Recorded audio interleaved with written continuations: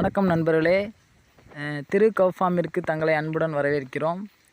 இந்த பதிவில் இப்போ என்ன பார்க்க போகிறோம்னா, ஒரு அழகிய குட்டை ரக ஜெர்சி மாடை பற்றி தான் பார்க்க போகிறோம். இந்த மாடு பார்த்திங்கன்னா இப்போ வந்து 3வது ஈத்து மாடு. இப்போ வந்து சினைக்கு போட்டு வந்து ஒரு 2 மாதம் ஆயிடுச்சு. பார்த்திங்கன்னா நல்லா அழகான நல்ல குட்டை ரக மாடு. பார்த்திங்கன்னா உயரம் பார்த்திங்கன்னா நம்ம என்னோடய இடுப்பு சைஸை விட கொஞ்சம் கீழே தான் இருக்கும், அவ்வளோதான் இருக்கும். நல்லா அடக்கமான மாடு, பிடிக்கிறதுக்கு பழகுறதுக்கு நல்லா பழகுது. முன்னாடி போனாலும் நல்லா போகுது, பின்னாடி இழுத்தாலும் நல்லபடியாக வருது. நாய்க்குட்டி மேலே நல்லா பழகக்கூடிய மாடு இந்த மாடு பார்த்திங்கன்னா, நான் வந்து பால் அதிகமாக கறக்கணும் அப்படின்னு நினைக்கிறவங்க வந்து இந்த மாடு வாங்க வேணாம்.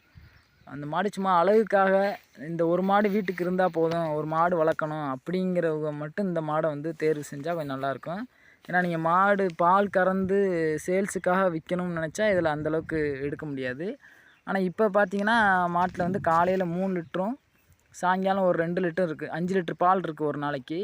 ஸ்டார்டிங்கில் பார்த்திங்கன்னா 5 நாள் இருந்திருக்கு பால். கேட்டப்போ வீட்டில் இருந்து சொன்னாங்க, அவங்க மாடுக்காரவங்க வளர்த்தவங்க 5 நாள் இருந்துச்சுன்னு சொன்னாங்க. மடி செட்னால் கொஞ்சம் நல்லா தான் இருக்குது. ஆனால் காம்பு பார்த்திங்கன்னா அந்த மாடு சைஸுக்கு ஏற்றாப்புல ரொம்ப சின்னதாக இருக்குது. நம்ம கொஞ்சம் ஸ்பீடாக கறக்கணும், மாடு வந்து வேகமாக கறக்கணும் அப்படின்னு நினச்சா முடியாது. கொஞ்சம் ஸ்லோவாக தான் கறக்கிற மாதிரி இருக்கும். கறக்க தெரிஞ்சவங்க நல்லா கறந்துடலாம்.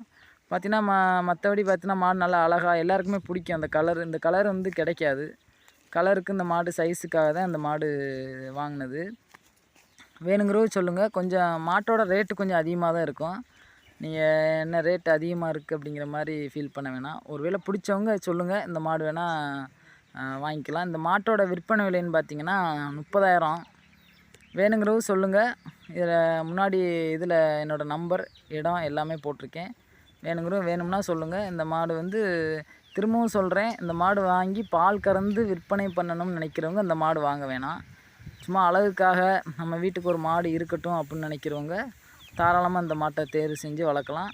வளர்ப்புக்கு ஏற்ற நல்ல மாடு. கம்மியான தீவனம் போட்டாலே போதும். பார்த்திங்கன்னா இந்த வைக்கல் தீவனம்லாம் போட்டால் நல்லா எல்லாமே நல்லா சாப்பிடுது. தண்ணியிலேருந்து புல் எது போட்டாலும் எதையுமே கழிக்காமல் நல்லபடியாக இது பண்ணுது. ஓகே ஃப்ரெண்ட்ஸ், இந்த வீடியோ பிடிச்சா லைக் பண்ணுங்கள், ஷேர் பண்ணுங்கள், கமெண்ட் பண்ணுங்கள். Thank you friends. நன்றி, வணக்கம்.